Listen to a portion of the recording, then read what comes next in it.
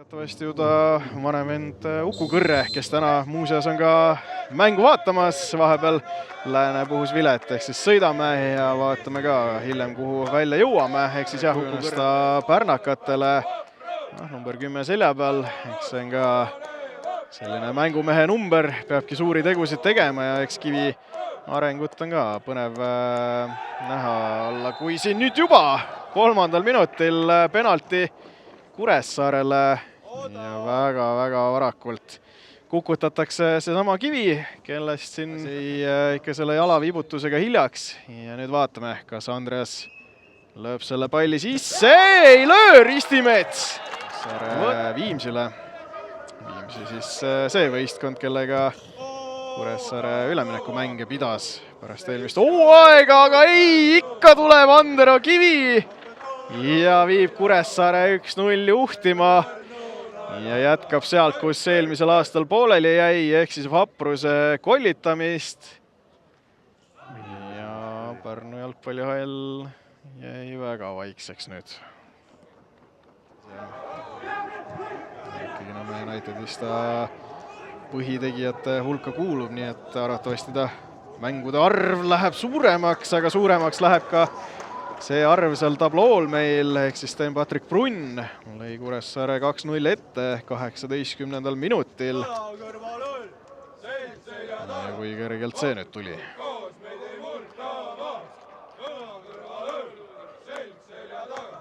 Polnud üldse paha värav, aga nüüd siin Saar näitas ka, kuidas palliga tantsida, ainult et kaotas palli see käigus ära. Ja nüüd siis Smirnov Saarele kiirust näitamas, pall jõuab karistusalasse, Vallik läheb seal sööt edasi ja ikka venna silme all lööb teise generatsiooni Kõrre Vapruse poolt ühe värava tagasi. No väga kaunis vaatepilt oli see, kuidas Uku Kõrre tähistas, aga tulevad juba Vapruse vahetused ka juba mitmekesi. No näeme enne selle värava olukorra ära, läheb Smirnovilt see sööt. 80 on täitsa nähtaval positsioonil ja hetkel ei saa seda söötu kätte. Põder võtab palli ta jala eest ära ja nüüd siin tekib Pajol võimalus ja Pajo 49. minutil viigistab seisu 2-2.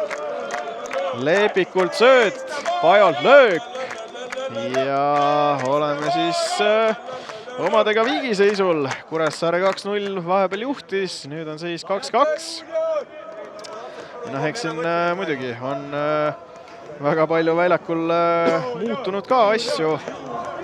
Läheb sööt edasi Aerule, aga ei jõudnud Vapruse äärekaitse selle sööduni. Natukene ikkagi on seda hoogu selles mängus sees. Võidetakse pall tagasi, Lepik läheb, Lepik lööb ja Lepik lööb ka palli sisse 55. minutil. Mark-Anders Lepik, Vapruses laenul olev ründaja, viib pärnakad 3-2 juhtima. Nägu on naerul, kõik on kenasti ja Vaprus on ees.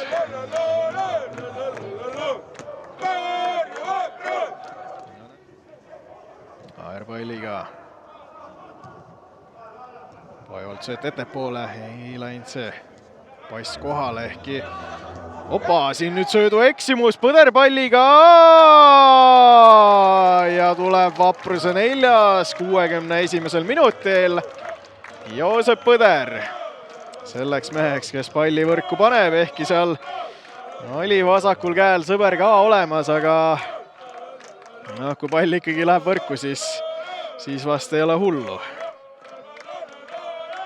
Ja tuleb siis see väravvahi vahetus ka Vapruse poolelt, Nõmm välja, Vainu sisse, vaatame veel siit seda esiteks söödu küll kellega, aga noh, ei tea, võib-olla mingi Läti klubiga või eks paistab, aga siin jälle söödu eksimus ja jälle väga hea võimalus Vaprusel. Kõlvart jätab palli Pudrole ja lööb Põder posti. No millega Kuressaare kaitsjad tegelevad teisel poolel, see on ütlemata arusaamatu. Viidaselt tõste karistusalasse ja Põder söödab Pajole, kes paneb palli võrku ja jälle Kuressaare kaitsjatel. No jah, olen täiesti nõus Kuressaare kindamehe Markoviga, et kes seal laiutas käsi, et no millega te mehed tegelete, kuidas see ehk siis üsna sarnased vastased Vaprusele. Praegu Viidas purjetab, jõuab karistusalasse ka, kukub seal. Ja kollane kaart Viidasele või? Ei, siiski. Eks seal kollane kaart ikkagi Kuressaare mehele seal sikutas. Marko üritab ennast suureks teha. Ja ootusärevus on praegu Pärnu jalgpallihallis. Ja Pajo lööb palli võrku. Vaprus 6, Kuressaare 2. Ja on Vapruse fännidel jälle põhjust laul üles võtta. Ja no väga... Hetkel on see liiklus ikkagi väga ühepoolne. Välja hästi liigub praegu Vaprusel sööt. Äkki tekib Kõlvartil löögi koht, tekib. Kapper ka veel jätab seal. Ei saa Põder pallile jalga vahele, sai Viidas. Kelle löök tabas Joonas Vahermäe kätt ja järjekordne penalti Vaprusele. 3. penalti selles mängus. Ja seda penaltit ja kindlalt lööb Sten Jakob Viidas. Vapruse 7. ja lööb selle palli veel omakorda võrku, et ikkagi see kindlalt sinna jääks. No ei olegi nagu midagi positiivset võimalikust.